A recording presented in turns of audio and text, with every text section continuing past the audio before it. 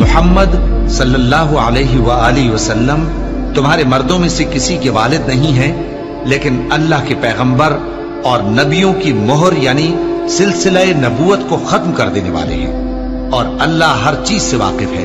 اے اہل ایمان، اللہ کا بہت بہت ذکر کیا کرو اور صبح و شام اس کی پاکی بیان کرتے رہو۔ وہی تو ہے جو تم پر رحمت بھیجتا ہے اور اس کے فرشتے بھی، تاکہ تم کو اندھیروں سے نکال کر روشنی کی طرف لے جائے، اور اللہ مومنوں پر مہربان ہے۔ جس روز وہ اس سے ملیں گے تو ان کا تحفہ اللہ کی طرف سے سلام ہوگا، اور اس نے ان کے لیے عمدہ ثواب تیار کر رکھا ہے۔ اے پیغمبر، ہم نے تم کو گواہی دینے والا اور خوشخبری سنانے والا اور خبردار کرنے والا بنا کر بھیجا ہے، اور اللہ کی طرف اسی کے حکم سے بلانے والا اور چراغ روشن۔